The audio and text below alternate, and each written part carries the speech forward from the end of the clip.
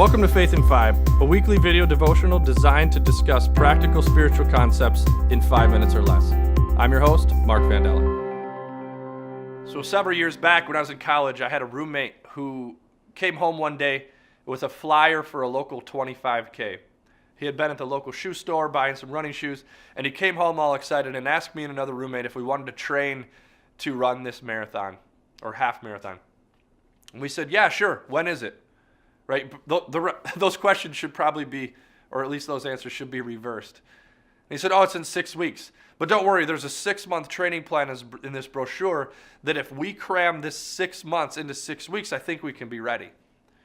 And so we went from 1 mile to 5 miles to 12 miles in a matter of weeks. And we were doing pretty well. And I remember running from our house all the way to our college campus and then back. And as we rounded the corner to head back home, all of a sudden, I got hit with allergies. See, luckily for me, this race happens every year in the middle of allergy season. And I just remember like every orifice of my face started draining, almost like somebody flipped a switch or turned on the faucet. And I had to quit. I remember getting home and just feeling awful. And I said, you guys, I just don't think I can do this. And so when I did that, when I quit, I thought, you know what, but I probably could have. You know, if it weren't for allergy season, I probably could have. But the unique thing is that neither of my friends ended up running that race either. See, because you can't do 6 months of prep in 6 weeks. We tried to be prepared for something that we just weren't prepared for. It's kind of like the old adage or the joke, I guess, that summer bodies are made in winter. And unfortunately for me, I happen to believe, or at least live as if I believe, that winter bodies are made in winter. And so when summer happens, it's too late. You can't turn the last 6 months into 3 weeks of training. And so the unique thing about this concept of preparation is that it maps onto our prayer life. See, John DeVries in his book, Why Pray, he talks about the fact that he believes that Jesus was able to endure everything he did in his death because he first prayed. See, in Matthew 26:36, it starts this story of Jesus going to the Garden of Gethsemane to pray. And then in verse 39, it says that Jesus fell on his knees and he prayed, saying, Father, if it is possible, please take this cup from me. Let this cup pass. Nevertheless, not as I will, but as you will. And so DeVries argues that it's only because Jesus spent time praying up front that he was able to then withstand, to endure, and to handle everything the way that he handled it. It was because he prayed in the garden first that he was able to withstand the trials and the mocking in front of Pilate.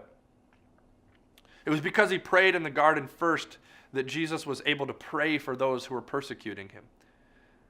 It's the prayer in the garden that prepared him for being able to do all of this. See, Joe Frazier has a famous quote, the boxer. He talks about training. And he says, you can map out a fight plan. He says, even a life plan for that matter. But when the action hits, when life gets tough and things don't go as you planned, that's when preparation shows up. He calls it road work. He says that's when the road work shows up. Because if you cheated in the darkness of the morning, you will be found out under the bright lights. And in our prayer lives, sometimes we happen to come with all of these immediate needs, like this long list of all the things we need right here and now from God. But what if we started to change our perspective on prayer? And that the more we come to God, the more we bring to God, the more we engage with God, the better off we will be prepared for the things that we have no idea are coming. When life happens, we will respond in a way that's more according to the way we'd want to, that would be more honoring to God. Maybe we'd be able to handle it with more poise, or maybe we'll be able to handle it just in stride, because engaging with God prepares us for doing that. It's the example that Jesus set. And so this week, as you engage your faith life, as you engage your prayer life, and you have these hey God moments, take time to pray about things that you don't know are going to happen. Ask God to support you in the future, and that He prepares you, and that He shapes you, and that He continues to hone you into the person that you want to be, so that when life happens, you're equipped for it, and you're able to endure, you're able to take things in stride, because prayer is preparation for what's to come. Thanks for tuning in. If you want to follow us each week, click here to subscribe, and if you want to take it a little bit further, click here for discussion materials.